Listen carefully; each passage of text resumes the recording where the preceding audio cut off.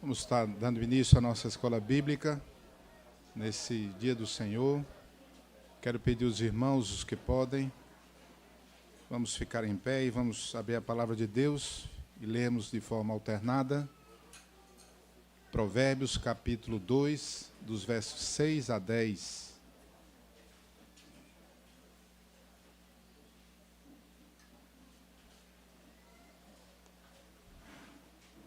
Vamos ler de forma alternada. Vou começar a ler o versículo de número 6.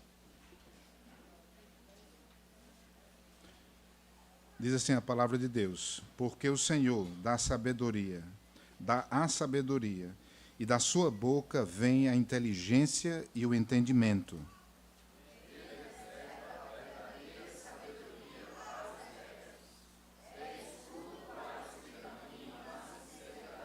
Guarda as veredas do juízo e conserva o caminho dos seus santos.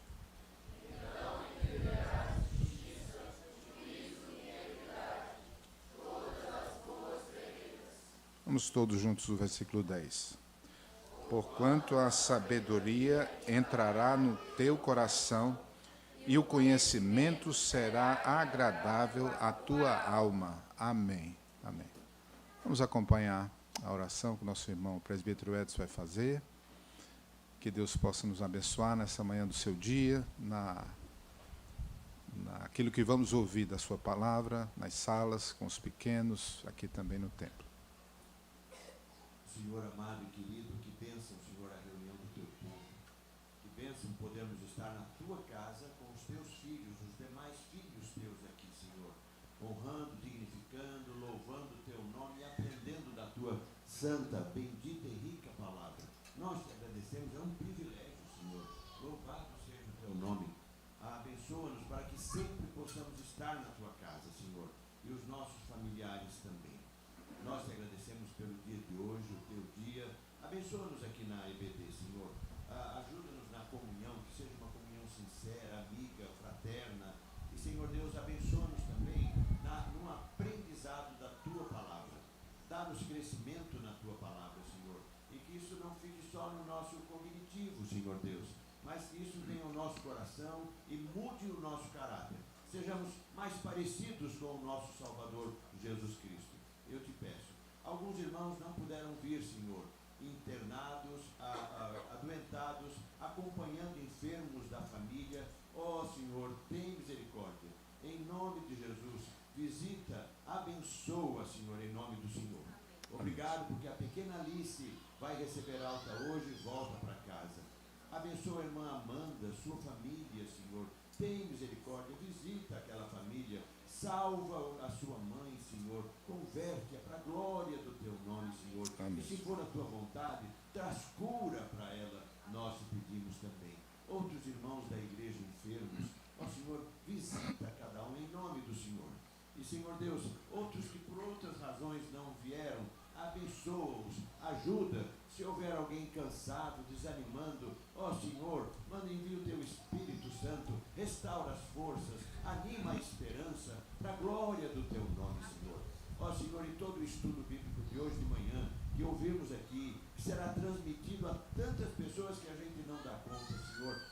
Senhor, que o teu Espírito aplique a cada vida.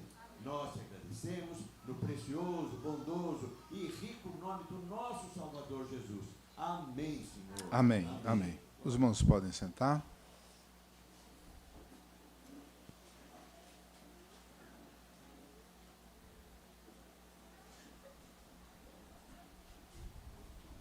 Vou chamar aqui o Abner.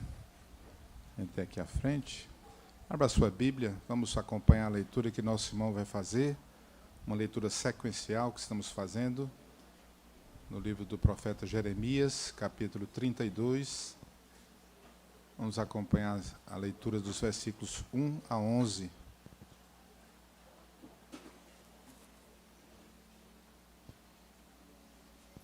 Jeremias 32, 1 ao 15. Jeremias compra um campo em Anatote. Palavra que veio a Jeremias da parte do Senhor, no ano 10º de Zedequias, rei de Judá, ou 18º de Nabucodonosor. Ora, nesse tempo o exército do rei da Babilônia cercava Jerusalém. Jeremias, o profeta, estava encarcerado no pátio da guarda que estava na casa do rei de Judá. Pois Edequias, rei de Judá, o havia encerrado, dizendo: Por que profetizas tu que o Senhor disse que entregaria esta cidade nas mãos do rei da Babilônia, e ele a tomaria? Que Edequias, rei de Judá, não se livraria das mãos dos caldeus, mas infalivelmente seria entregue nas mãos do rei da Babilônia, e com ele falaria boca a boca, e o veria face a face, e que ele levaria Zedequias para a Babilônia, onde estaria até que o Senhor se lembrasse dele, como este disse, e ainda que pelejasseis contra os caldeus, não sereis bem-sucedidos?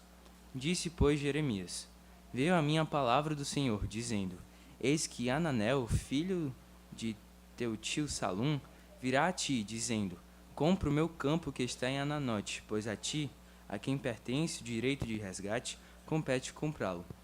Veio, pois, a mim, segundo a palavra do Senhor, Ananel, filho de meu tio, ao pátio da guarda e me disse: Compra agora o meu campo que está em Anatote, na terra de Benjamim, porque teu é o direito de posse e de resgate. Compra-o.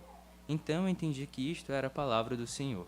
Comprei, pois, de Ananel, filho de meu tio, o campo que está em Anatote. E lhe pesei o dinheiro, 17 siclos de prata. Assinei a escritura, fechei-a com selo, chamei testemunhas e passei-lhe o dinheiro numa balança. Tomei a escritura da compra, tanto a selada, segundo mandam a lei e os estatutos, como a cópia aberta. Dei-a a Baruque, filho de Nerias, filho de Maseias, na presença de Ananel, filho de meu tio, e perante as testemunhas que assinaram a escritura da compra, e na presença de todos os judeus que assentavam no pátio da guarda.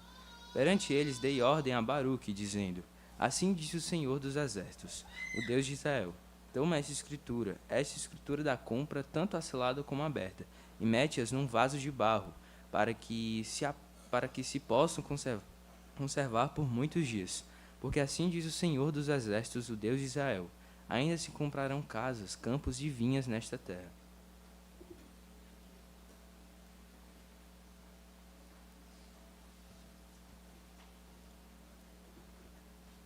Obrigado, Abner. Vamos louvar a Deus cantando o hino 289, Quem Irá. Nesse momento, você que veio preparado, pode ter a oportunidade de vir até aqui à frente, trazer os dízimos e ofertas.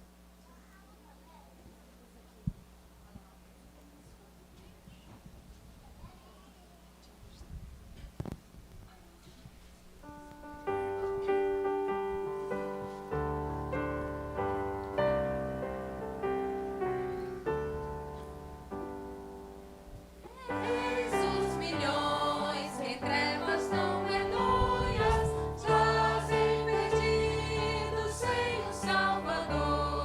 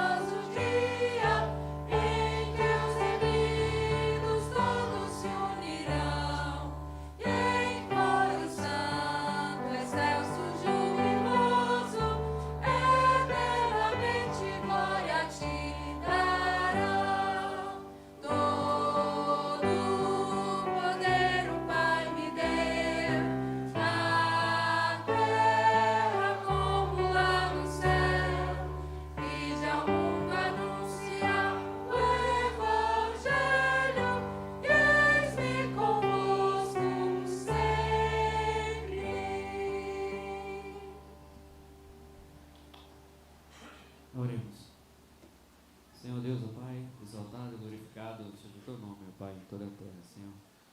Nós te agradecemos, ó Pai, essa oportunidade que temos de virmos aqui para a tua casa, ó Pai, para aprendermos mais do Senhor e também a oportunidade que temos de devolver ao Senhor o que pertence ao Senhor, são os dízimos e as ofertas, ó Pai. Pedimos que o Senhor abençoe, continue abençoando o conselho dessa igreja, na administração desses recursos e abençoe também as pessoas que não estão no momento podendo fazê-lo, Pai. Ajuda essas pessoas a se encontrarem no mercado, Pai, e consigam também um emprego e que elas possam sustentar suas famílias com dignidade, Pai. Pedimos assim, em nome de Jesus.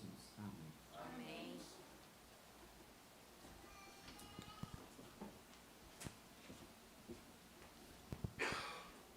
Bom dia, irmãos. Nós vamos para a nossa palavra pastoral. Todos juntos? A glória pertence ao Senhor.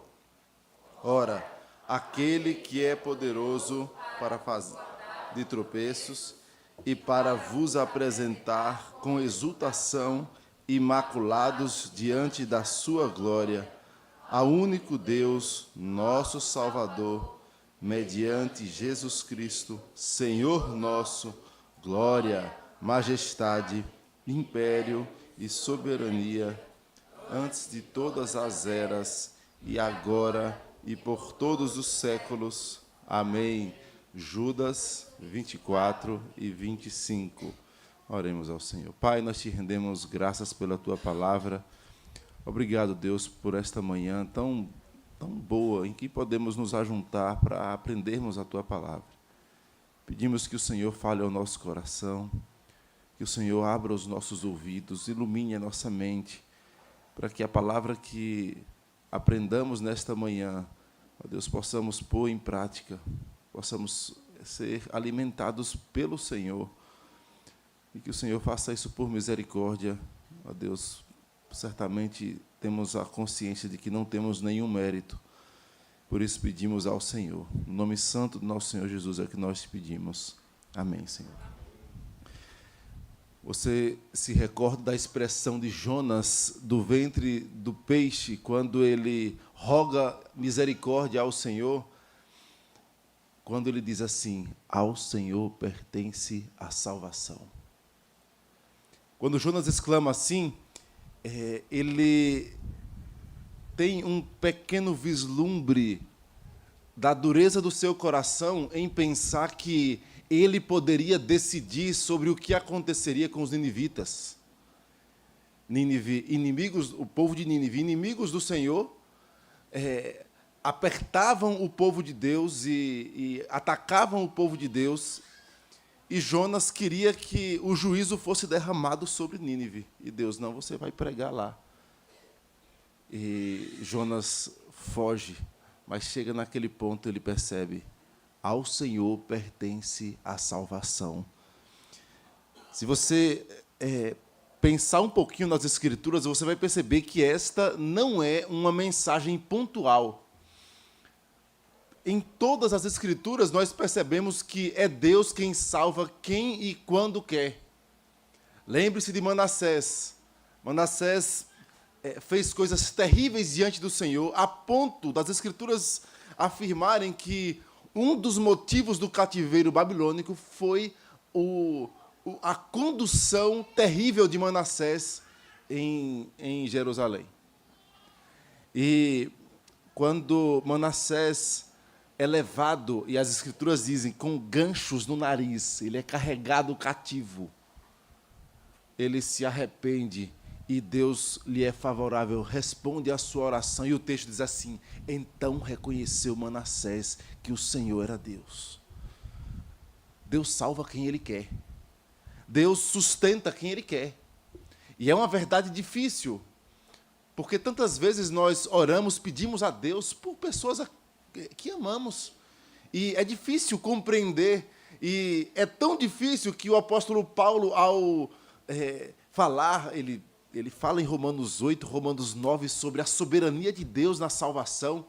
E aí, quando ele vai no seu desenvolvimento e chega em Romanos 11, ele diz, se você souber, você pode completar. Ele exclama: ó profundidade da riqueza, tanto da sabedoria quanto do conhecimento de Deus. E aí, na parte final, ele fala assim, olha, a ele, pois, a glória eternamente. Amém. É incompreensível a visão do nosso Deus a respeito da salvação, mas, ao mesmo tempo, é gloriosa. Ele é um Deus glorioso. Ele resolveu salvar-nos com tão grande salvação, sendo quem nós somos. O apóstolo Paulo fala que ele nos libertou do império das trevas, ele nos arrancou do império das trevas. E esse Deus, graciosamente, com pecadores como eu e você, nos sustenta, nos alimenta, nos corrige, nos ama com amor indizível. Não tem como você descrever o tamanho do amor de Deus para com o seu povo, a quem ele ama e resolveu salvar.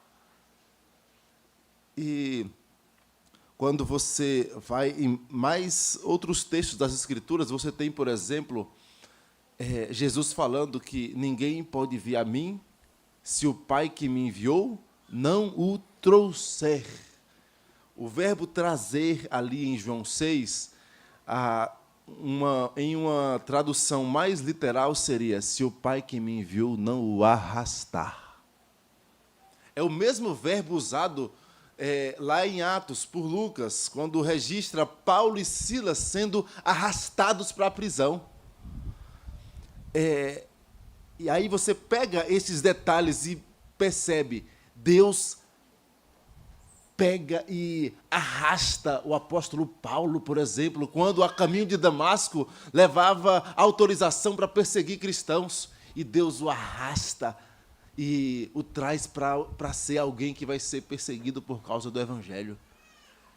Isso foi de tal forma que Paulo olhava para o Evangelho, para a salvação, e percebia, eu sou indigno, eu sou o pior dos pecadores, eu não mereço a salvação, porque a glória pertence ao Senhor.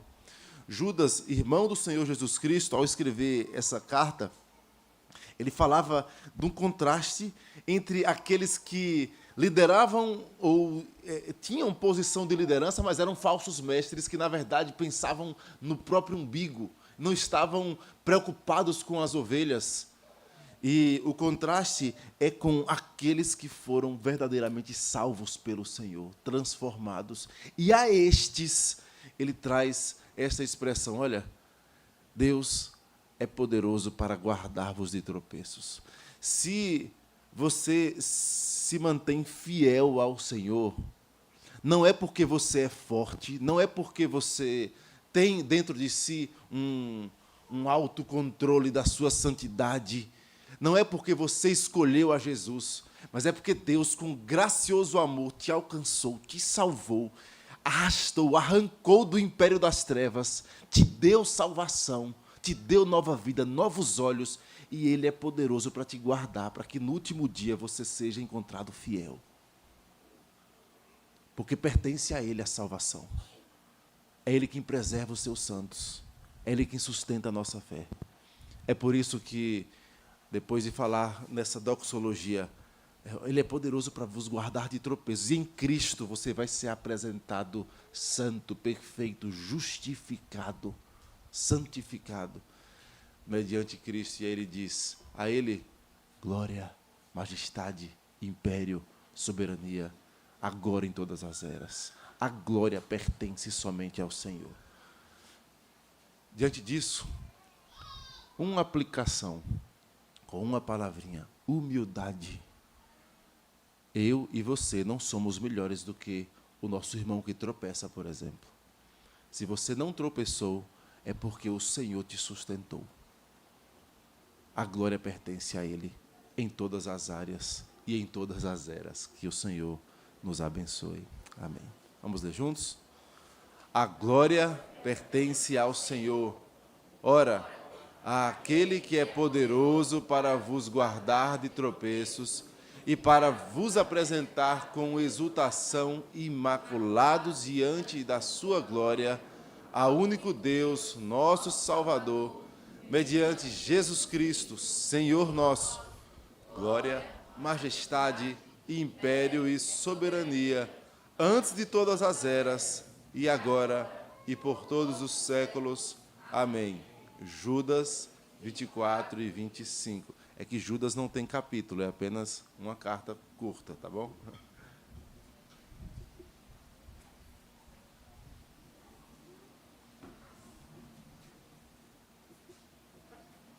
Bom dia, irmãos. Temos algum visitante de primeira vez na nossa EBD hoje? Temos?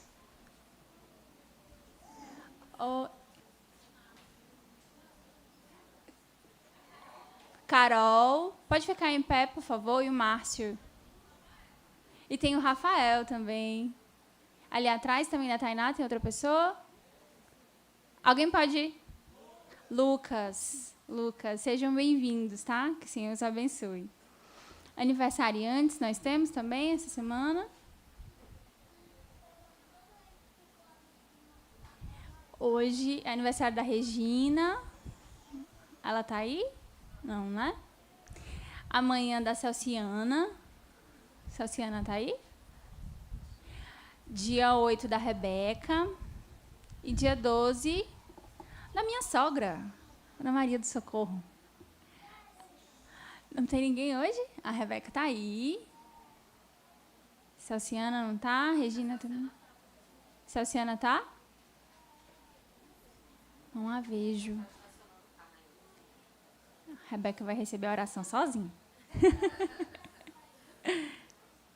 Então, vamos orar pelos aniversariantes da semana, mesmo os que não estão aqui.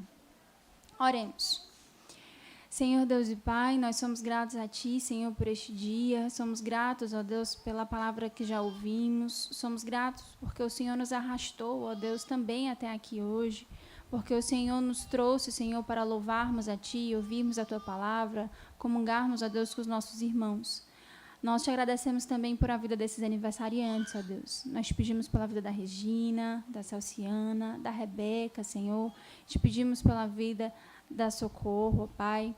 Nós sabemos que, assim como nós, elas devem passar por lutas, por dificuldades, e nós rogamos a Ti, Senhor, que as abençoe, Pai. Que as dificuldades, Senhor, os temores, angústias que elas possam vir a ter em seus corações, que todos eles sejam suprimidos, ó Deus, pelo Teu sangue e pela Tua bondade, ó Deus. Que o Senhor possa ajudá-las, dando sabedoria a elas, ó Pai, nos seus trabalhos, nos seus casamentos, na educação de seus filhos. Que elas sejam, Senhor, porta do Senhor, instrumento Teu para que outras pessoas conheçam a Ti, ó Pai. Que elas sejam constantemente trazidas até a Tua casa e que elas possam honrar a Ti com as suas vidas, com seus pensamentos, ó Deus. Tudo que for verdadeiro, bom, justo e agradável, seja isso que ocupe o pensamento delas, ó Pai. É no nome de Jesus, Teu Filho, que a Ti nós oramos e agradecemos. Amém.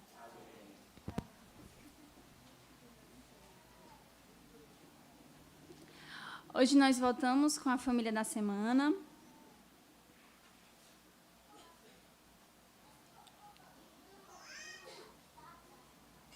E a família da semana hoje é o Kevin, a Vitória e a pequena Cecília, que gosta muito de cantar na hora do culto. Podem vir aqui à frente. A Cecília já está bem diferente dessa foto.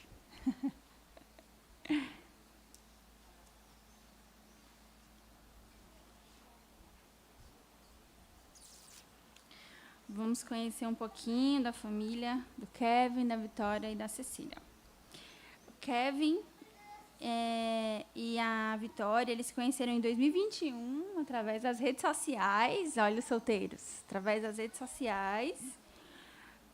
E, aos poucos, a conversa, os encontros foram fortalecendo a relação, a conexão deles, e eles começaram a namorar. Depois, casaram, e em 2024, ano passado, a Cecília nasceu. Essa criança bem pequenininha. De onde eles são? Ambos, né, tanto o casal quanto a Cecília, são daqui de Fortaleza, mas a Vitória morou 12 anos em Paracuru. Há quanto tempo que estão no Cambeba? 1 ano e 2 meses. O que mais eles gostam de fazer em família? Assistir filmes e séries, mas eles dizem que a Vitória sempre dorme depois dos 30 minutos de filme. Isso foi o Kevin que escreveu, com certeza. Eles gostam de sair, experimentar diferentes gastronomias, conversar sobre tudo, ter um momento individual. Já a Cecília ama passar o dia engatinhando pela casa e ajudando o pai a bagunçar a casa. Isso foi a Vitória que escreveu. Quais são as profissões, né? O Kevin é militar da Força Aérea Brasileira, ele trabalha no canil, adestrando, né, os cães, e ele também faz esse serviço fora da base. A Vitória é assistente jurídica de um escritório de advocacia. O pedido de oração deles, para que nós estejamos orando nessa semana, é que o Senhor abençoe a família, né? Abençoe seus planos, projetos, dando prosperidade também à família. A última família foi o pastor Eben, ele não está aqui, para orar por eles, né?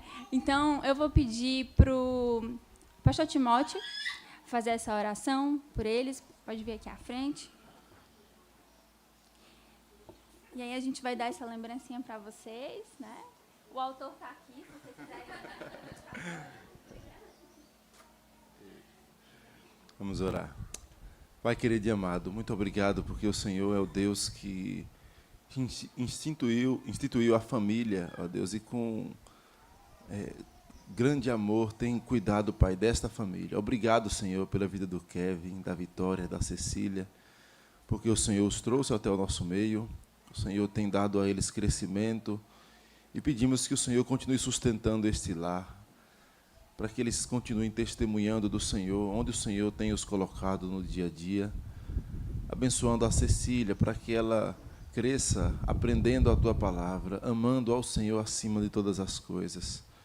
Ó Deus, continue abençoando também eles nos seus respectivos trabalhos, dando também a graça de crescerem, ó Pai, como casal.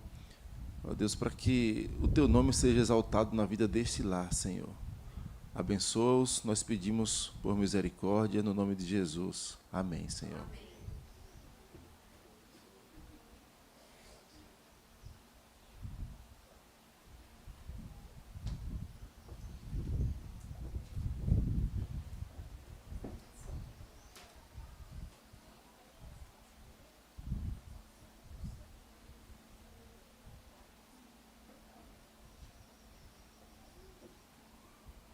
Bom dia, irmãos.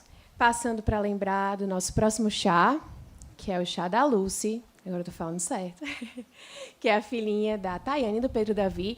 Já vai ser no próximo domingo, depois do culto, então a gente tem aí a semana para lembrarmos das fraldas, não venham sem elas, de tamanho M ou G. Então, próximo domingo, depois do culto, vamos nos alegrar com mais essa família, que vai preencher a nossa igreja, encher a nossa nova igreja lá também. Um bom dia do Senhor para todos.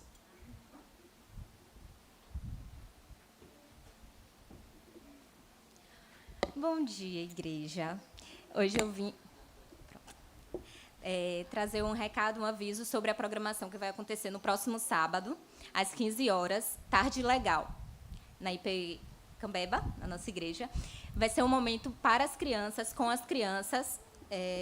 Quem estará à frente desse trabalho é o presbítero Newton e sua esposa Regina, que fazem parte da Secretaria do Trabalho Infantil do Presbitério Leste do Ceará. Eles estiveram aqui ano passado e vão estar aqui novamente. Eles fazem esse trabalho com a UCP, as UCPs, que é a União de Crianças Presbiterianas. Ainda não temos na nossa igreja, mas a atividade do próximo sábado vai ser um vislumbre da nossa futura sociedade. Eu peço que estejam orando, porque não temos esse trabalho aqui ainda. Nossa igreja é fértil, né? Temos muitas crianças e vamos orar por esse trabalho para que seja institucionalizada essa sociedade. Teremos momentos de brincadeira, diversão, histórias bíblicas e louvor. Eu e Fernando estaremos, junto com o pastor Newton, ajudando, auxiliando. Espero que todas as nossas crianças estejam aqui. É isso, Deus abençoe. Até a próxima.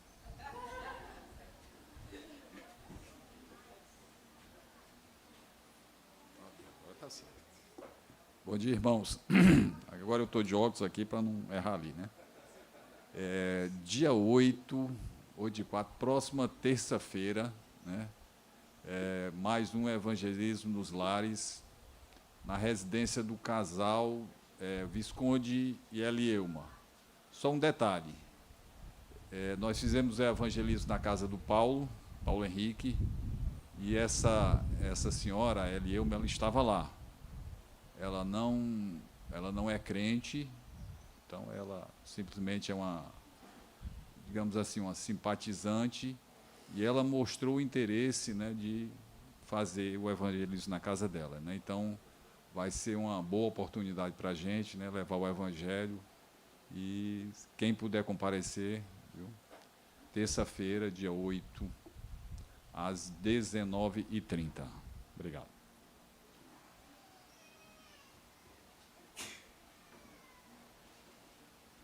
Bom dia, irmãos. Vim aqui lembrar para os adolescentes da nossa igreja sobre o nosso intercâmbio.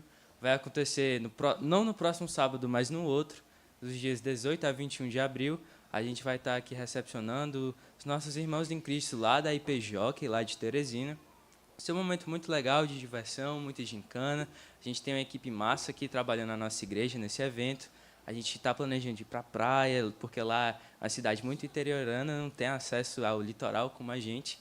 E vai ser um momento muito divertido, vai ser centralizado num tema de santificação. E com isso a gente lembra das nossas camisas. O prazo para a gente das camisas é até hoje, você que ainda não encomendou. Todos estão convidados a encomendarem essa camisa. Ficou muito bonito e vai representar e traz uma identidade para o nosso evento de grande porte, onde o primeiro da nossa UPA. O segundo é sobre o empréstimo dos nossos colchões. Se você tem um colchão que possa emprestar, seja ele normal ou inflável, vai estar ajudando muito a gente. Que a gente está planejando de vir em torno de 60 pessoas, contando com adolescentes e adultos, e a gente precisa desse suporte de vocês.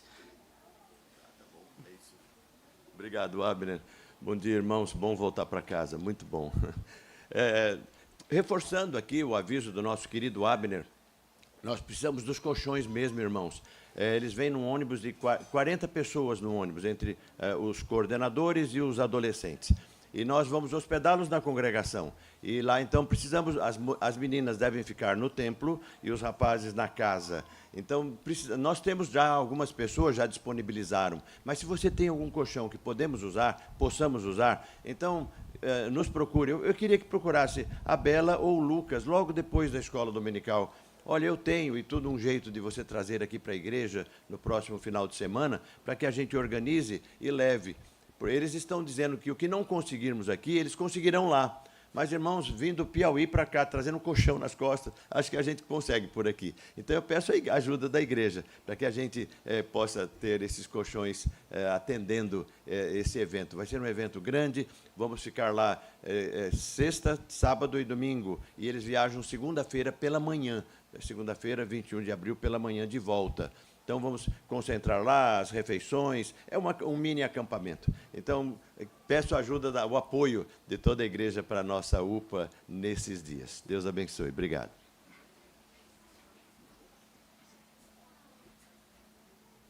Chamar agora as nossas crianças.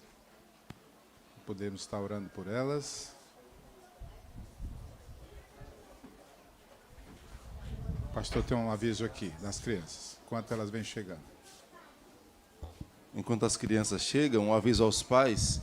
Alguns pais têm nos informado que os seus filhos já terminaram a anotação do caderninho de sermões. Nós já estamos em fase de produção do novo caderninho. E o prêmio para aquelas que já completaram o caderno virá no dia que elas receberem o novo caderninho. Então, só aguardem um pouquinho, que estamos nessa fase de produção do novo caderninho. Enquanto isso, vocês podem trazer um outro caderno em branco e elas vão anotando o sermão, depois elas passam a limpo. Vai dar um trabalhozinho a mais, mas ela vai relembrar o sermão em casa na hora de passar limpo para o caderninho novo, tá bom? Deus os abençoe.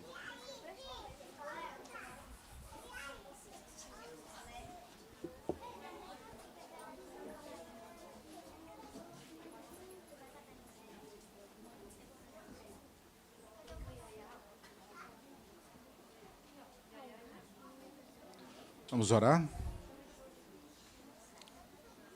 Vamos orar. Senhor Deus e Pai, obrigado, Senhor, por estarmos mais uma vez aqui, nesse local que o Senhor tem nos dado durante esses anos, para poder juntos, especificamente em Escola Bíblica Dominical, poder aprender da tua palavra nas classes, e em especial com essas crianças. Que o Senhor possa utilizar os professores nesta manhã, que eles possam ouvir da tua palavra, como sempre pedimos aqui, e que isso possa ficar, que a tua palavra possa estar no coração de cada uma delas, nesse domingo, no próximo, em casa, constantemente. Que os pais também possam cumprir com a sua parte, quando prometeram ensinar a criança no caminho em que deve andar, assim como a tua palavra nos ensina. Ser com essas nossas crianças, Senhor. O momento que o Senhor vai chamar cada uma delas para a tua maravilhosa graça, com a tua maravilhosa graça, que o Senhor possa trabalhar a vida dos professores e dos pais, para que a tua palavra possa ser germinada no coração de cada uma delas. É o que nós te pedimos, em nome do Senhor Jesus. Amém. Amém. Devagar.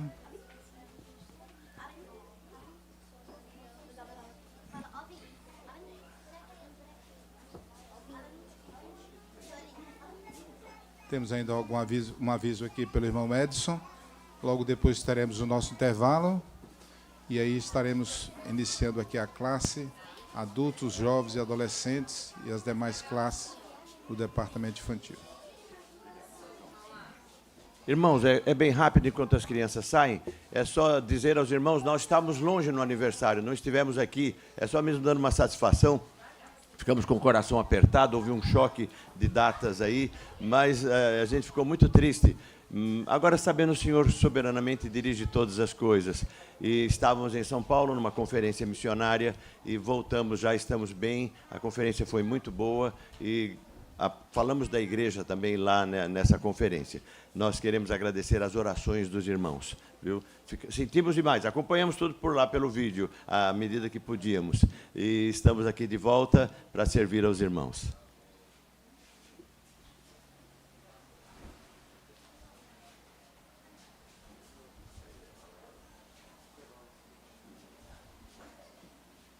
Nós vamos ter 5 minutinhos de intervalo e rapidamente voltamos para iniciar o nosso estudo.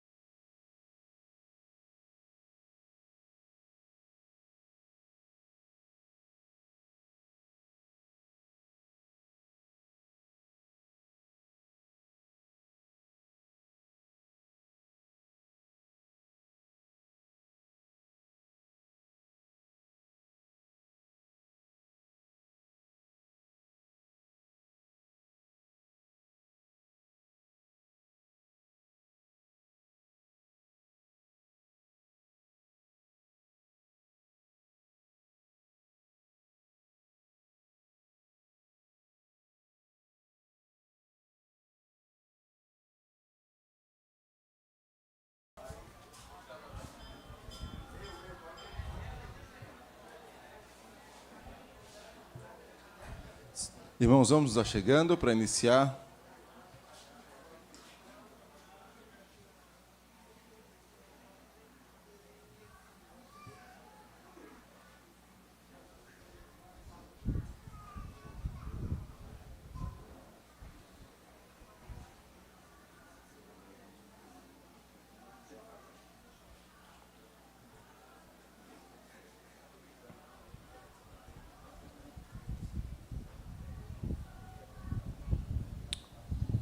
Nós vamos abrir as Escrituras em Deuteronômio, capítulo 6.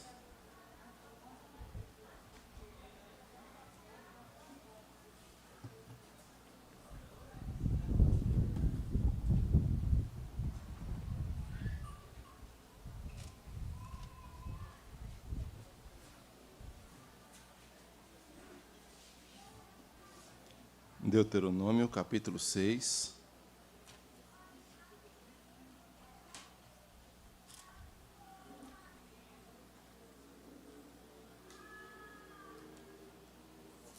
Versículos 6 e 7, nós vamos ler juntos.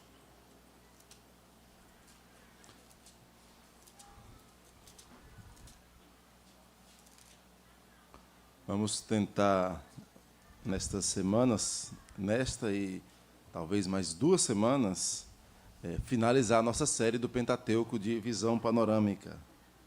Deuteronômio 6, versículos 6 e 7, todos. Estas palavras que hoje te ordeno estarão no teu coração.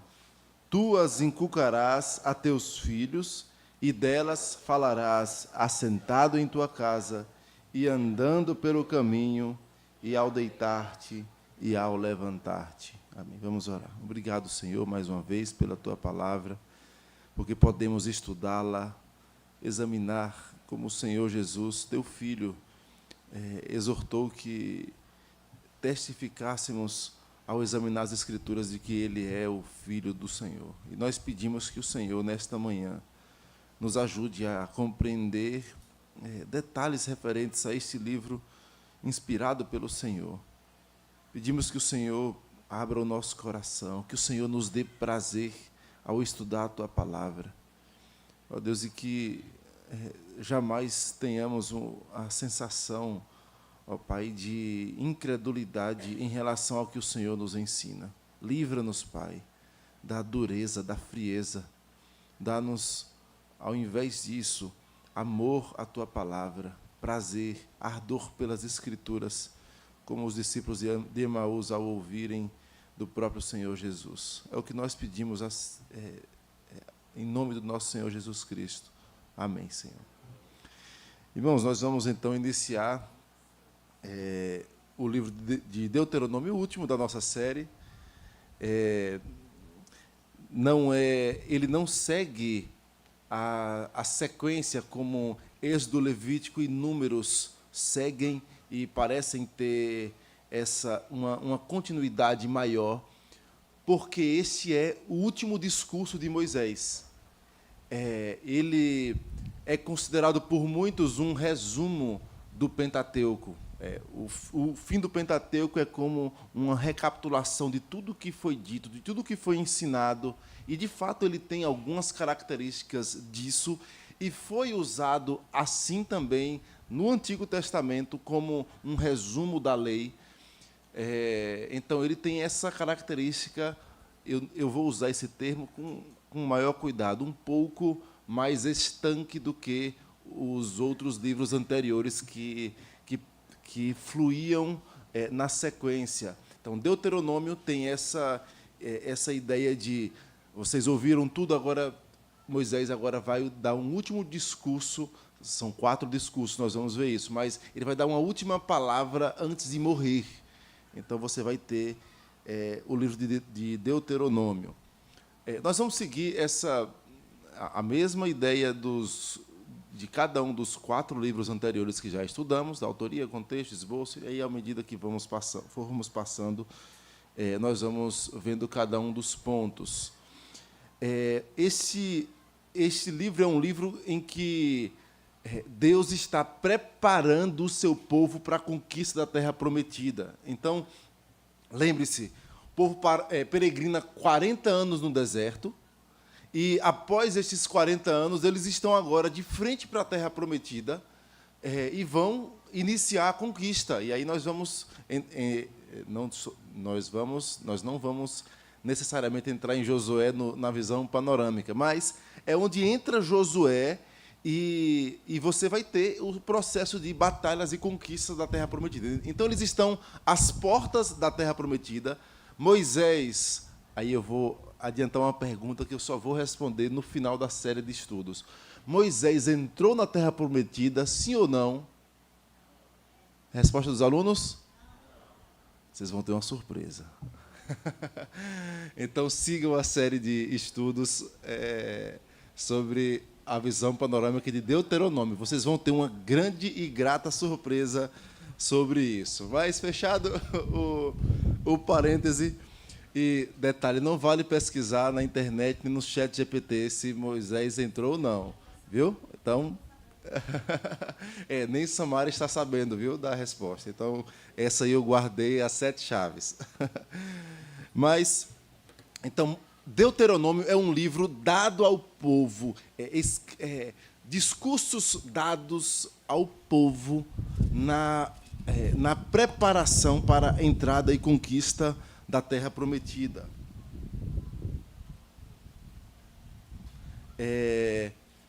O título original, aí eu vou para relembrar, depois de tantas semanas sem visão panorâmica, como é que eram dados os títulos? As primeiras palavras do livro em língua hebraica, né? Só para aqueles que não estiveram nas séries, por que eram as primeiras palavras? Porque os livros não eram como nós temos hoje, com capa e etc. Eram rolos em que, na hora de procurar os rolos, você abria um pedaço do rolo e via, esse aqui é o livro Bereshit, Gênesis. Esse outro aqui é o livro tal. Ele pegava as primeiras palavras, porque era, de fato, mais fácil para achar o livro em si. Então, ele era intitulado de acordo com as primeiras palavras. Deuteronômio não é diferente. E aí, se você abrir em Deuteronômio 1, você vai ter quais são as primeiras palavras deste livro. Quais são? São estas as palavras. Este era o nome do livro em língua hebraica. São estas as palavras, era o título. E como é que Deuteronômio surgiu o nome Deuteronômio? Deuteronômio, ele é um título dado pela Septuaginta. O que é a Septuaginta? É uma tradução grega da Bíblia hebraica, mais alguns livros dos hebreus, certo? Então, eles tiraram esse nome porque houve um erro de interpretação. Olha que interessante. O título que nós temos, esse título não é inspirado, tá bom? Esse é um título dado pelo editor. Não é um título inspirado. Então, esse título veio de um erro de interpretação sobre o que era o livro de Deuteronômio. Era a ideia de que, como se fosse uma segunda lei, é o significado de Deuteronômio. E é baseado lá em Deuteronômio 17, 18. Se você quiser anotar, eu vou ler esse texto. Deuteronômio 17, 18. Ele diz assim: também, quando se assentar no trono do seu reino, escreverá para si um traslado desta lei num livro do que está diante dos levitas sacerdotes. Esse escreverá para si um traslado desta lei, em grego é Deuteronômio, a palavra Deuteronômio. A Septuaginta traduziu assim, Deuteronômio. E aí, eles nomearam o livro de acordo com esta expressão em grego. E aí, essa expressão perpetuou e chegou até nós assim, Deuteronômio. Mas não pegue o significado achando que aqui é uma nova lei. Tá bom? Até porque esse texto está falando, mais à frente nós vamos ver, da questão dos reis de Israel. a utilização do livro. Esse era um livro que ele, assim como toda a lei, era utilizada para o ensino de Israel. Mas você deve se recordar de algo que eu tenho dito desde o ano passado, quando falamos sobre inspiração, inerrância, sobre as Escrituras, né?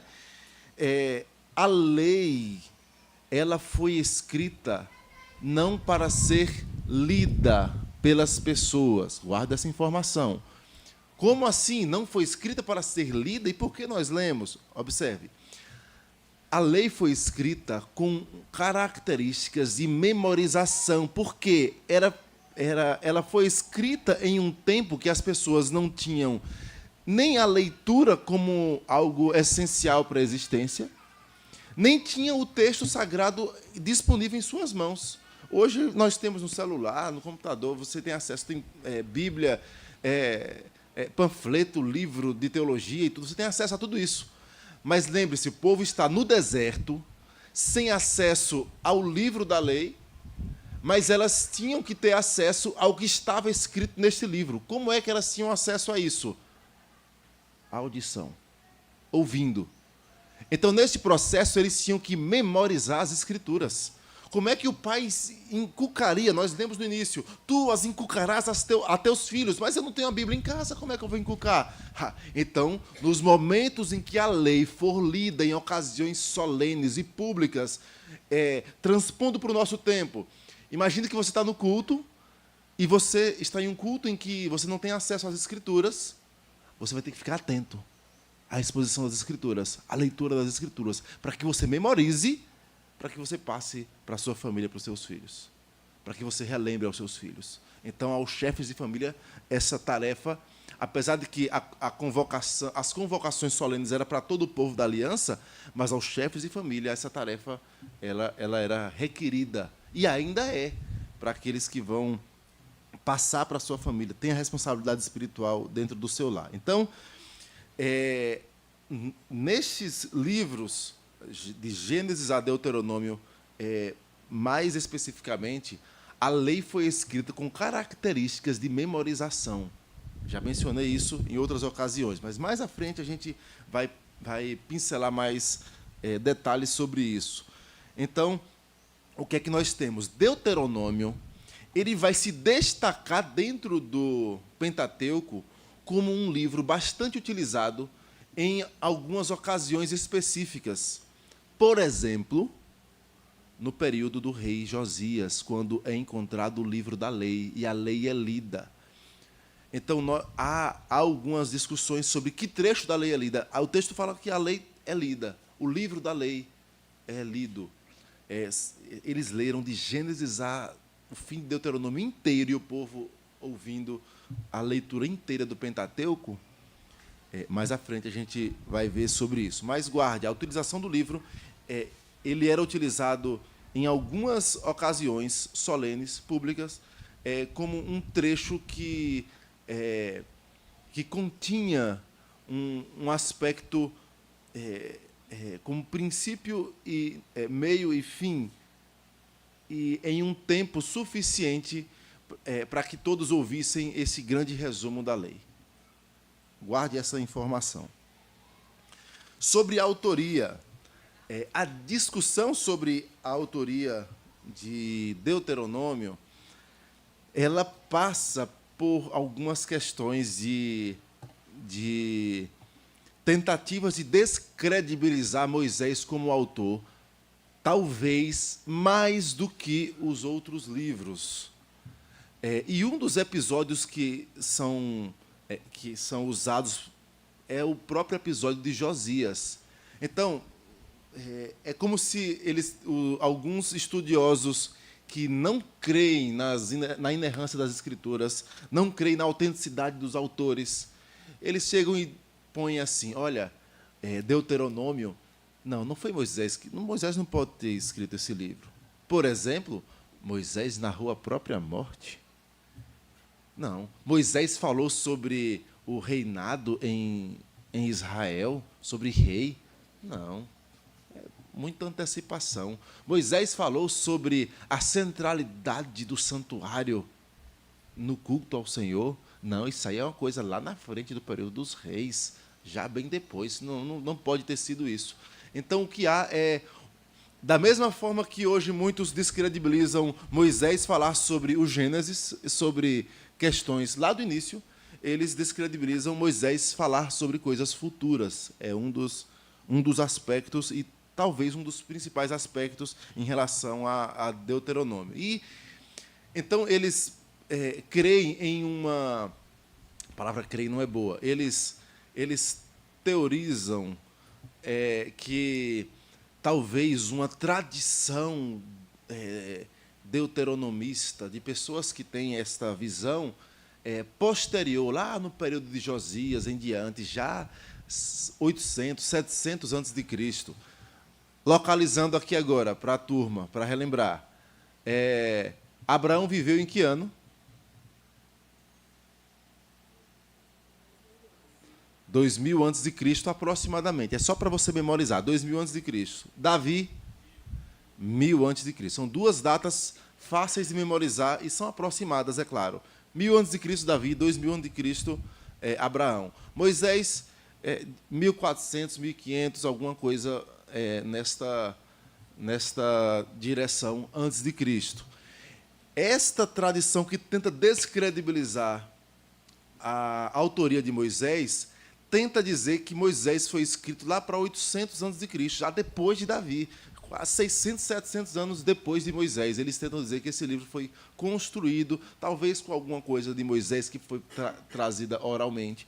Mas essa hipótese não leva em consideração alguns aspectos que nós vamos ver. Primeiro deles, a testemunha interna do próprio livro. O próprio livro tem menções diretas que os discursos saíram mesmo da boca de Moisés. Então, você começar a querer tirar a autoria de Moisés, já vai passar pelo crivo de eu não creio que Moisés, ou que a Bíblia é inerrante, que Moisés mesmo quem falou. E aí você pode ver alguns versículos. Deuteronômio 1:1. Outra pessoa pode ler 4:44. E, por último, alguém lê 29:1. Esses três textos aí são só algumas pinceladas de textos que mostram Moisés pronunciando o seu discurso. Deuteronômio 1:1. Alguém lê, por favor?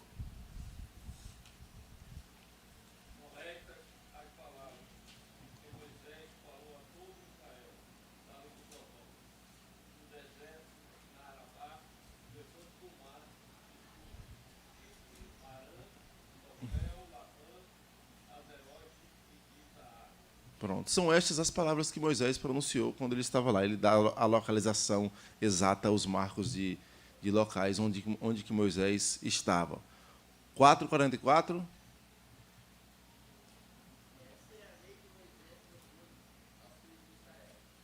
Pronto. Essa lei que Moisés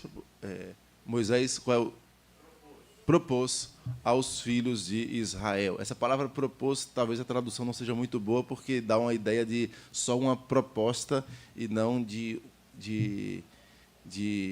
legislação que deve ser obedecida, mas é o que o texto põe, né? Sim.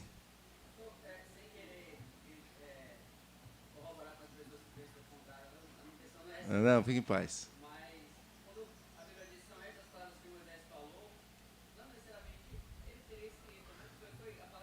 Pode parecer isso, mas, por exemplo, você vai ter João no seu evangelho falando assim. Ele não fala assim, Jesus amava a mim. Ele fala como? Aquele a quem Jesus amava. Não era incomum você escrever falando de si. Então, isso não seria um argumento forte por causa do tipo da escrita. Entendeu? Sim, sim. Mas o que você vai ter também no Pentateuco é alguns registros. Eu mostrei em outros textos, porque você não vai ter o tempo todo isso, mas alguns registros de Moisés escrevendo. Então você vai ter isso. Mas em alguns trechos você vai ter nesse aspecto aí. Eu já mencionei aqui, por exemplo, que não há um problema em si de outro autor inspirado ter a questão do registro. Eu já mencionei sobre isso. Mencionei, por exemplo, os Salmos. Davi compôs Salmos, mas o inspirado foi quem registrou e organizou o saltério. Certo? É possível que ele tenha contado com a ajuda de escribas. Nós não temos, como Jeremias, uma especificação, mas não seria impossível, apesar de que nós temos essas indicações de Moisés escrevendo. Esse é o ponto. Há as especificações de Moisés escrevendo e citações de que Moisés escreveu a lei, como o legislador. Ele é tratado assim nas Escrituras, o próprio Moisés. Então, tem alguns aspectos que trazem novidade. Justamente assim, não de nova lei, segunda lei, mas de aplicações e também há alguns aspectos específicos quanto ao rei, por exemplo. Leis específicas para o rei. Então, que não há antes de Deuteronômio. Mas a gente vê quando chegar lá nesse ponto. Testemunha externa. Oh, perdão, 29:1. Alguém, por favor. São estas palavras da aliança que o Senhor ordenou a Moisés, que fizesse por Israel na terra de Moabe, além da aliança que fizeram com eles em Horebe. Aí, ó, são estas as palavras que o Senhor ordenou a Moisés. Testemunha externa ao livro. O que é que você vai ter? Você não vai ter uma menção dos livros anteriores mencionando Deuteronômio claramente, porque Deuteronômio é o último a ser escrito do Pentateuco, então você não vai ter claramente. Mas livros posteriores citando Deuteronômio, aqui eu trago citação do reverendo Everton Tocachique. Olha que curioso. Há aproximadamente 356 citações no Antigo Testamento do livro de Deuteronômio. Isso já apontando aspectos de inspiração e de testificação de que aquele é um livro inspirado por Deus e dado por Moisés. Em algumas dessas citações, atribui-se a Moisés o livro, certo? 356 citações aproximadamente. Por que isso é importante? Porque você tem o testemunho de outros profetas a respeito daquele livro, o que você não vai ter, por exemplo, de livros a mais que a Bíblia Católica possui no Antigo Testamento. A testificação de outros autores inspirados a respeito da inspiração daquele livro. Certo? 200 citações, aproximadamente, dentro de 17 livros do Novo Testamento. São aproximadas. E Jesus Cristo faz aproximadamente 90 citações de Deuteronômio. Certo? Eu quero trazer alguns exemplos dessas citações em só algumas pinceladas. E aí eu vou pedir para os irmãos abrirem. Josué 8:32. Alguém abre Josué 8:32. Segundo livro dos Reis, 14, versículo 6. Segundo Crônicas 5:10. Eu vou pegar esses três aqui. Mateus 19, 7 e 8.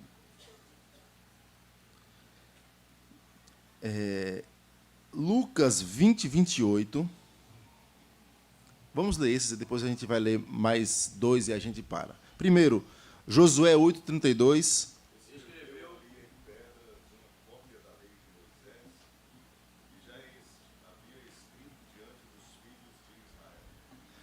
Era um episódio de renovação da aliança. E aí ele escreve baseado no livro da lei de Moisés, Josué 8:32. Isso é uma citação de Deuteronômio 27, 2 a 8. Segundo livro dos Reis, 14:6. Ó, se duas pessoas lerem ao mesmo tempo, continue lendo sincronizados. Pode ler até o final os dois, sem problema. 2 Reis 14:6.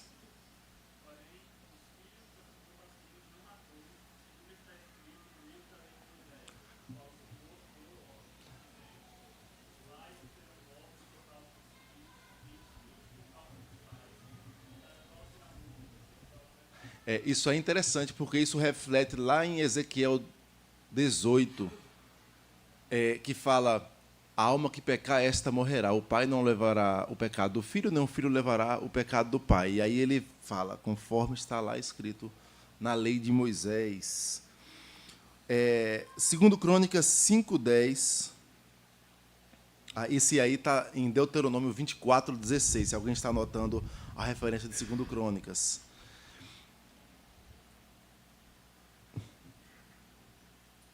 De 2 Reis. 2 Crônicas 5:10.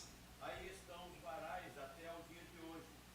Nada havia na arca senão as duas tábuas que Moisés ali pusera junto a Horebe, quando o Senhor fez aliança com os filhos de Israel ao saírem do Egito. É uma referência a Deuteronômio 10:5. Esse texto aí. Eu vou... O Mateus agora, né? 19:7-8, ele fala da carta de divórcio. Mateus 19:7-8. É uma referência a Deuteronômio 24, de 1-4.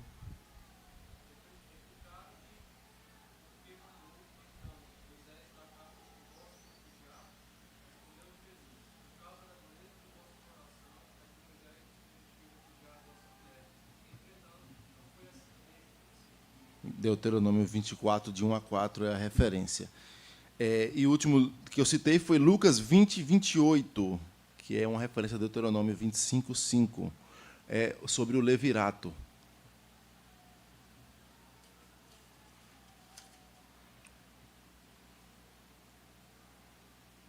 Perguntaram-lhe: Mestre, Moisés não deixou escrito que, se morreu o irmão de alguém, sendo aquele casado, não deixando filhos, seu irmão deve casar com a viúva e suscitar a descendência ao falecido. Algo interessante nesse texto aí. Eu não tinha... eu tinha visto o texto, mas não tinha notado, mas por causa da pergunta, a mente fechou aqui. Moisés deixou o quê? Escrito. Então, aí você vai ter testemunho de que a crença natural era que Moisés foi quem deu mesmo o texto de Deuteronômio também.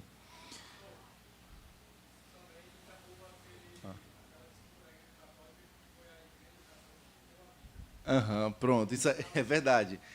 O irmão Paulo fala o seguinte, que há o pensamento católico romano sobre as Escrituras a igreja está acima das Escrituras porque foi a igreja quem deu a Bíblia para o povo. Só que igreja para eles não são as pessoas, tá bom? A igreja para eles é o clero, é a instituição. Então, eles têm essa visão. Inclusive, eles falam, olha, nós não precisamos provar nada com as Escrituras, quem prova com as Escrituras são protestantes. Eles falam claramente isso. Se você conversar com um padre, ele vai dizer exatamente isso. A doutrina da Igreja Católica é esta. E aí o Paulo mencionando que não foi a igreja, a instituição, quem deu as Escrituras. Toda a Escritura é inspirada por Deus. E aí outro texto fala assim, homens santos falaram da parte de Deus. Não foi uma instituição quem deu a Bíblia. O que a igreja fez, eu repito, isso mencionamos também nas aulas sobre inspiração, ano passado. O que a igreja fez foi atestar a procedência do livro, se era realmente de origem apostólica ou não. Esse livro, essa carta aqui, foi Paulo quem escreveu. Sim, foi Paulo. Não, isso aqui foi... vem de origem de Pedro, sim. Foi sob a supervisão de Pedro. Isso aqui foi assim, assim. Pronto. Então, o que a igreja fez foi reconhecer se veio ou não de origem apostólica. Repito, que a igreja não, os líderes, os primeiros pais da igreja fizeram foi esse trabalho de reconhecimento. Isso é óbvio que isso é um pequeno resumo, porque a história é muito maior do que essa expressão. Tem outros 2 textos que eu quero ler. Paulo falando aos Coríntios, 1 Coríntios 9:9, eu mesmo farei a leitura, diz assim: porque na lei de Moisés está escrito, não atarás a boca ao boi quando pesa o trigo. E aqui é uma referência a Deuteronômio 25, versículo 4. E o último texto que eu cito é Hebreus, carta aos Hebreus, capítulo 10, versículo 28.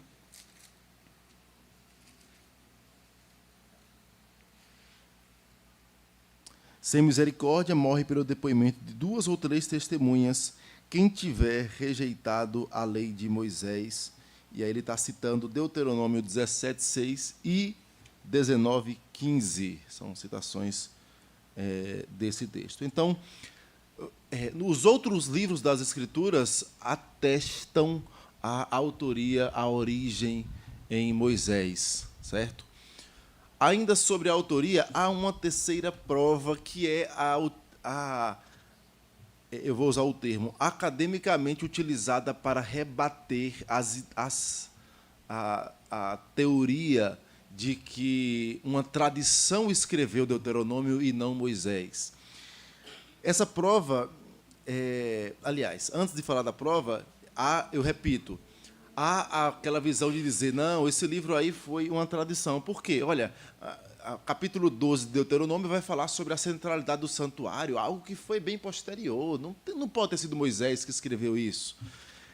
Também sobre a monarquia, no texto, nós até lemos um dos textos, Deuteronômio 17, não pode ser.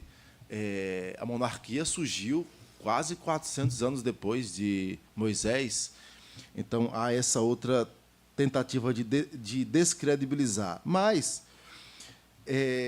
tem uma questão de como o livro de Deuteronômio é construído estruturalmente.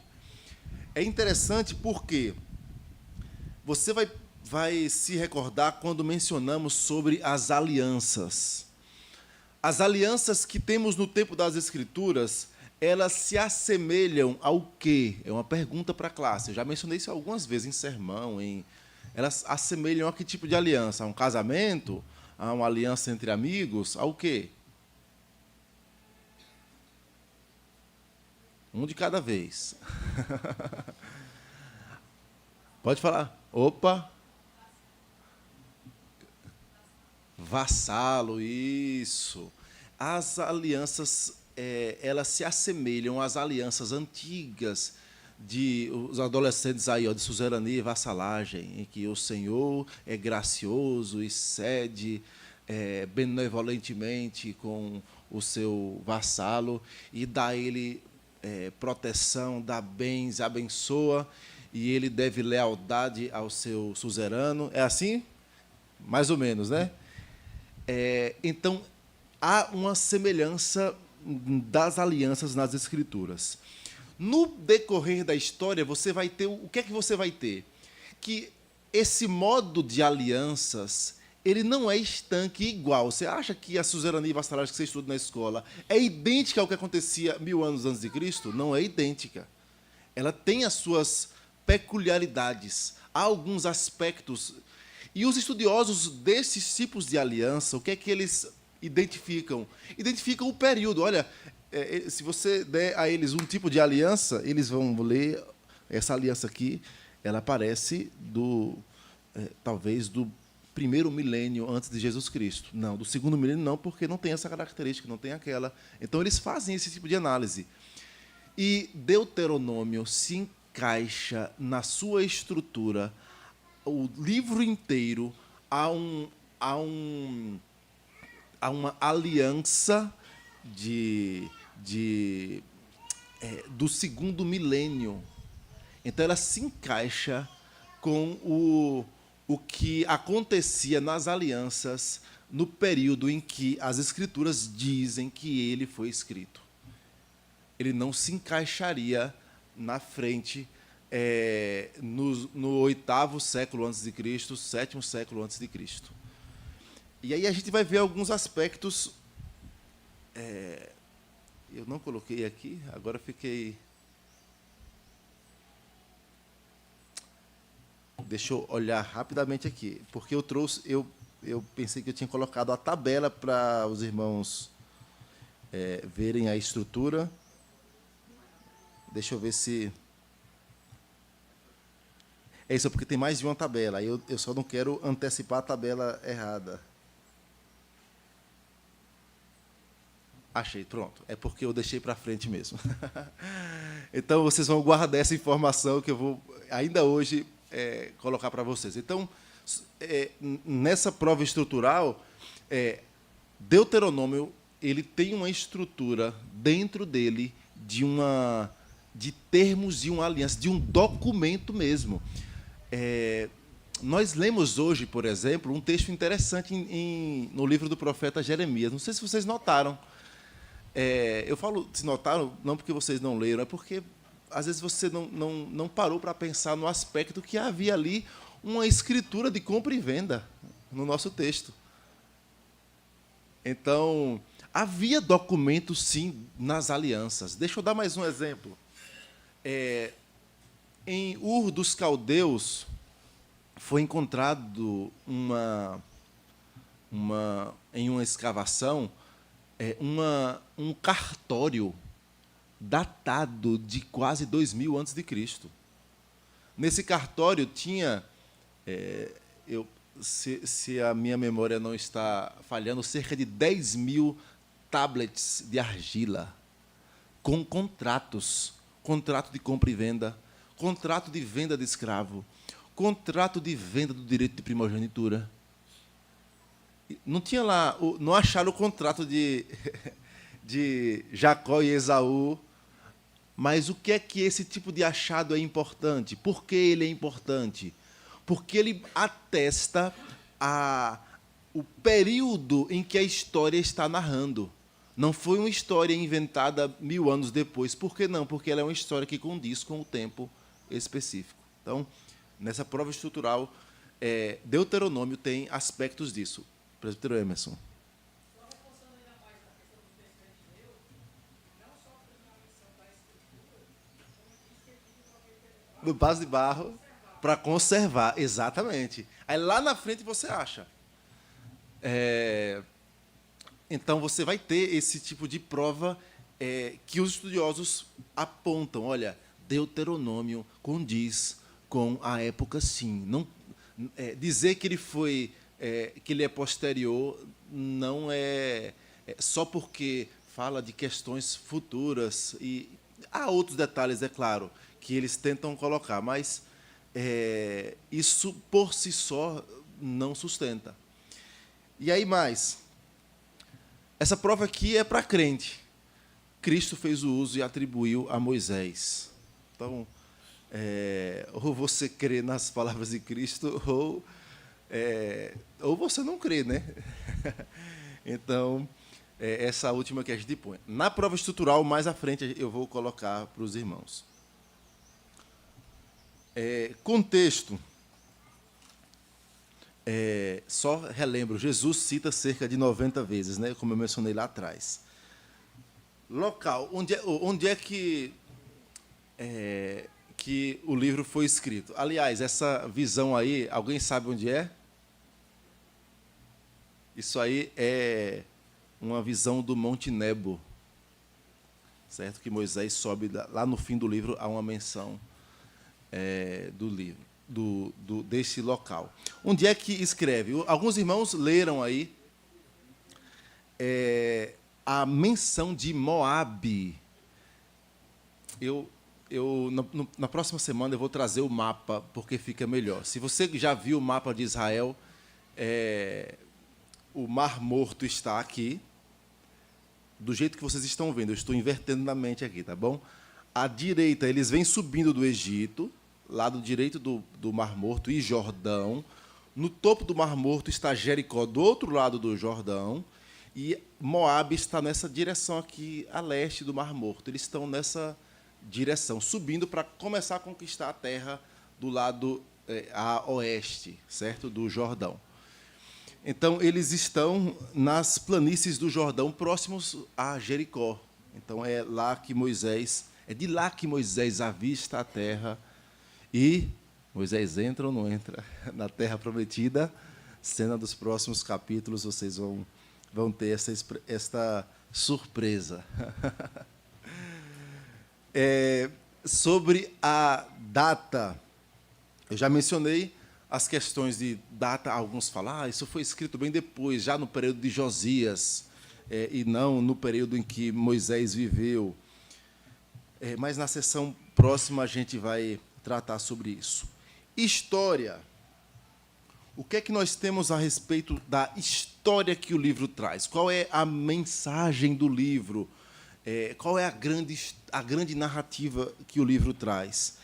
Ele é um compêndio desses últimos discursos de Moisés, mas, ao mesmo tempo, ele segue um tratado pactual de renovação da aliança do povo antes de entrar na Terra Prometida. Então, esta é a grande história do livro de Deuteronômio.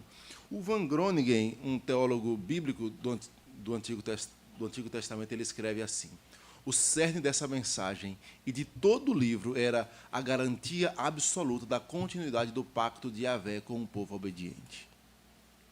Esse é o resumo. Dois autores de um mesmo livro, o Andrew Hill e o John Walton, ele diz assim: o livro foi escrito para formalizar a aliança entre Israel e o Senhor no Sinai. Então, o povo fez aliança no Sinai. Êxodo 24 vai falar sobre isso. Vocês devem se lembrar, porque é um texto que eu falo na ceia. Êxodo 24, o povo, os líderes sobem ao monte, eles veem ao Senhor, eles comem com o Senhor, Deus não mata eles por causa do sangue da aliança derramado. E Cristo, na ceia, usa esse texto falando que o seu sangue é o sangue da nova aliança.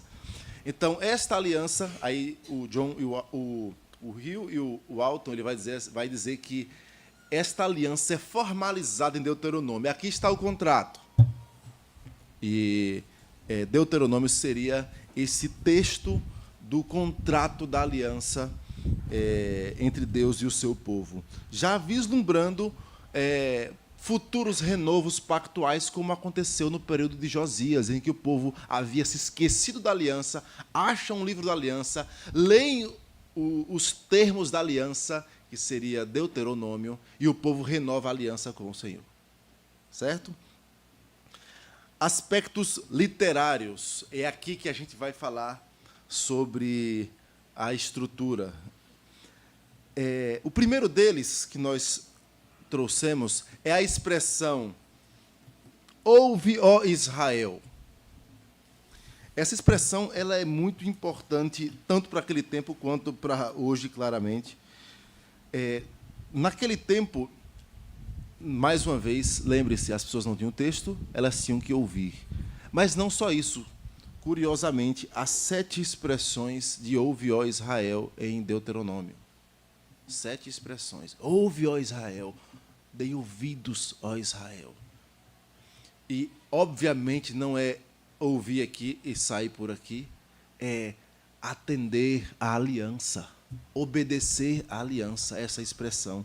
E aqui traz outro aspecto para hoje, que é: aprenda a dar ouvidos à exposição das Escrituras. Dê ouvidos. Não endureça o coração. O que está por detrás dessa expressão, ela não é fria, vazia de preste atenção, vou falar alguma coisa. Não é uma coisa superficial, mas é profunda. Abra o seu coração, tenha atenção. Suplique a misericórdia de Deus para que Ele aplique essa palavra que você vai ouvir. Ouve, ó Israel. Outro aspecto é a do Tratado Hitita, que é do período de Moisés, que nós mencionamos. E aí a gente vai trazer agora a estrutura. Ficou pequena, né? Eu vou ler e vocês vão entender. Há uma estrutura de um tratado similar ao tratado hitita, que é do 2º milênio antes de Cristo. Nessa estrutura, há sempre uma apresentação do orador, de quem fala, quem está falando no texto. E aí é uma identificação do autor e do direito de publicar o tratado em si. Isso está escrito em Deuteronômio 1, de 1 a 5, você vai ver Moisés dando as suas credenciais, quem ele é, quem mandou ele, por que ele está escrevendo essa questão. É uma referência ao grande legislador, aquele que é quem faz a aliança, que é Yahvé, o Deus da aliança. Depois, nesses tratados hititas, havia um prólogo histórico. A citação, quem traz essa estrutura é esse Hill e Walton, eles trazem essa estrutura. Há um prólogo histórico falando sobre quem dando um panorama de fundo sobre a relação entre o suzerano e o vassalo, por assim dizer. E aí o que tem é como Deus tirou os israelitas do Egito. Olha, vocês lembram o que aconteceu? Quem está fazendo aliança sou eu, Deus da aliança, Yahvé, estou fazendo aliança com vocês. Fui eu quem tirou vocês lá do Egito. Fui eu quem fiz isso. Então, há esse prólogo histórico. Há estipulações, ordenanças, por assim dizer, uma lista de obrigações, que vai do capítulo 4 até o capítulo 26. Nós vamos ver mais à frente como é interessante, como o livro de Deuteronômio é conhecido por o livro que repete os 10 mandamentos. Todo mundo aqui sabe, Êxodo 20 e Deuteronômio 5. Mas você vai ver que, a partir de Deuteronômio 5, vai haver um desenvolvimento de cada um dos 10 mandamentos. Ele vai fazer aplicações para cada um dos 10 mandamentos. E por exemplo, de Deuteronômio que a gente tira boa parte dos ensinos ligados às aplicações. Por exemplo, não matarás. Como assim não matarás? O Senhor está acabando de dizer não matarás, mas chega em Jericó, ele fala para destruir a cidade inteira. Como assim? Você vai perceber do que Deus se trata quando ele diz não matarás. Por exemplo, no desenvolvimento desse mandamento. Então, cada mandamento ele é desenvolvido dentro dos capítulos 4 até o capítulo 26. E dado aplicações.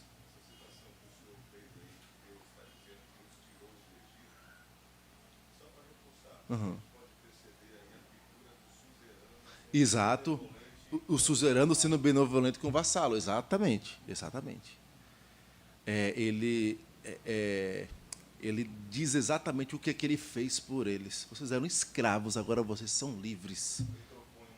E a aliança. E nessa aliança ele propõe continuar com a benevolência, o suzerano, né? Então, depois das estipulações tem afirmações relativas ao próprio documento, que é o quê? Olha, instruções de armazenamento e leitura pública da lei. Deuteronômio 27, versículos 2 e 3. E aí lá é levantar pedras, escrever nelas a lei e etc.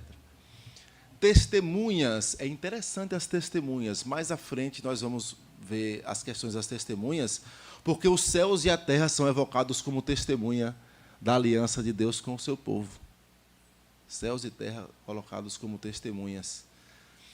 E, por fim, maldições e bênçãos daquele tratado que está em Deuteronômio 28. O 27 tem alguma coisa, mas Deuteronômio 28. Então, você vai ter os termos de uma aliança similar aos termos dos tratados hititas do 2º milênio, o que corrobora com a própria história que afirma ser do 2º milênio antes de Cristo, e não dos anos 800, 700 antes de Cristo, como os críticos tentam descredibilizar a autoria de Moisés.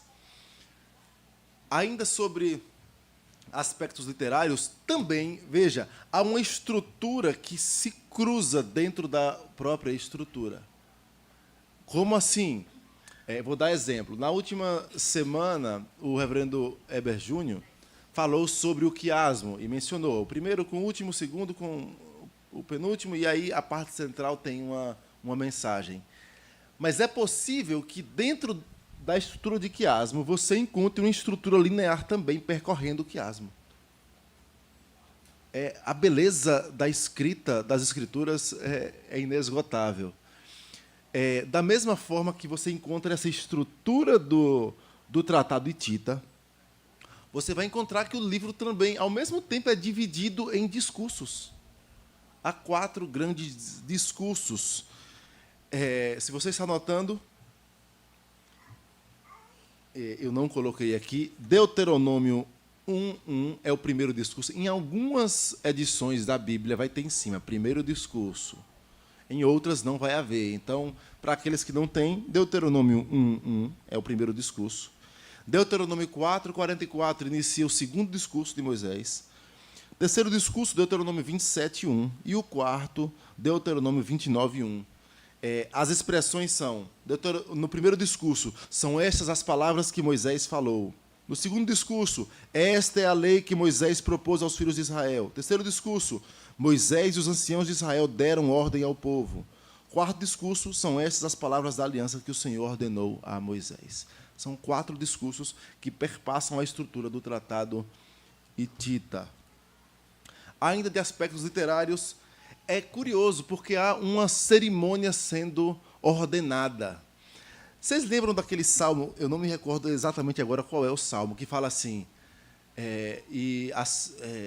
e derrotou a Seom, a Og, rei de Bazã, porque a misericórdia do Senhor dura para sempre. E aí vai, porque a misericórdia do Senhor dura para sempre. Esse era um salmo de resposta. Ele possivelmente ele era lido assim. Havia uma mensagem e o povo respondia, porque a misericórdia do Senhor dura para sempre. E fez isso porque a misericórdia do Senhor dura para sempre. Se você abrir em Deuteronômio 27, você vai ver uma ordem de um momento de cerimônia solene em que o povo tinha de responder. Leitura alternada, quase, viu? Deuteronômio 27, versículo 11.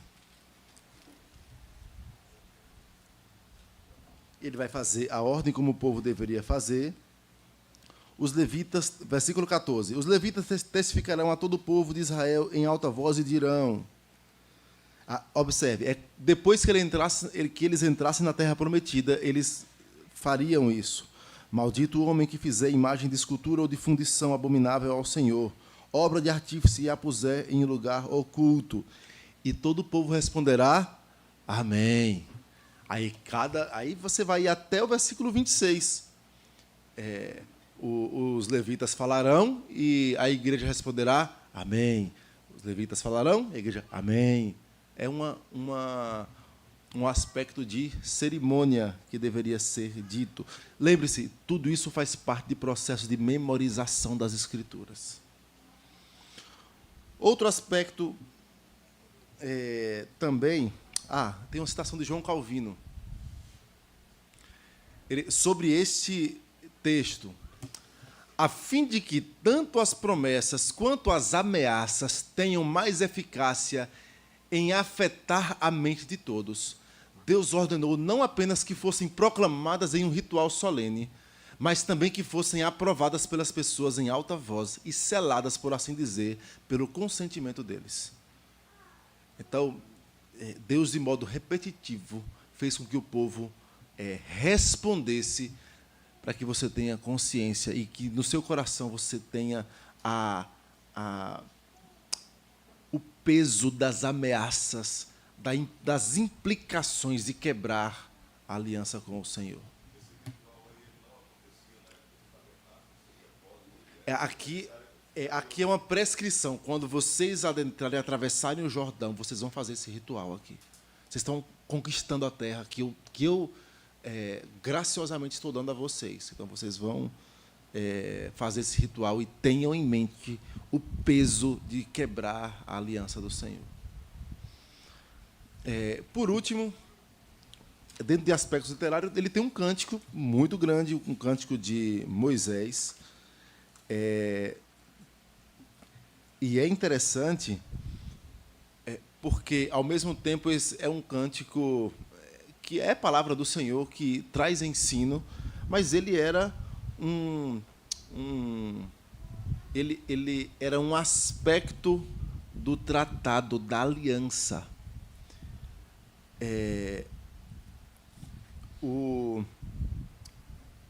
Peter Craig, ele vai dizer assim, deixa eu ver se eu trouxe: quando cantassem, os israelitas dariam testemunho de que entendiam e aceitavam os plenos termos e implicações da aliança. Irmãos, isso me botou bastante para pensar sobre o que cantamos e como cantamos. Era um cântico que o povo cantaria dizendo: olha, eu entendo o que a palavra de Deus está ensinando. Eu prometo que vou cumprir aquilo que estou cantando.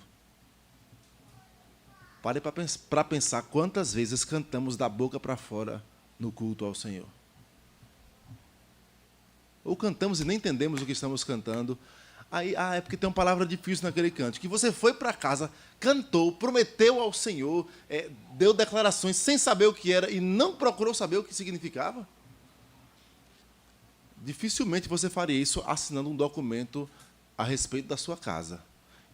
Rapaz, o que é isso aqui? Eu não vou assinar, não. Eu vou perguntar a um advogado aqui, porque vai que eu estou tomando um prejuízo. Mas para cantar ao Senhor as verdades da aliança, eu faço de qualquer jeito. Nós vamos parar hoje por aqui. A partir da próxima semana nós vamos ver o esboço do livro, e aí vai para aquelas histórias e leis. Aí nós vamos passar em algumas histórias, novidades, alguns detalhes específicos. E também, ou na próxima, ou em mais um ano, nós vamos responder a pergunta: Moisés entrou ou não na Terra Prometida? Se você acha que não, você vai ter uma grande surpresa. Deus os abençoe. E se você sabe a resposta, não fale para ninguém. Faça igual Maria, guarde no coração essas palavras, tá bom? Vamos orar? Pai querido e amado, obrigado pela Tua palavra tão rica. E nós pedimos que o Senhor nos dê vontade de estudar mais.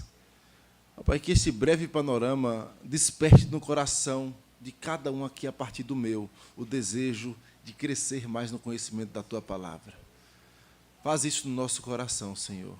Nós pedimos assim, no nome de Jesus. Amém, Senhor. Deus nos abençoe, irmãos. Lembrando que hoje nós temos ceia do Senhor, então se prepare para que ceiemos juntos, logo mais às 18 horas.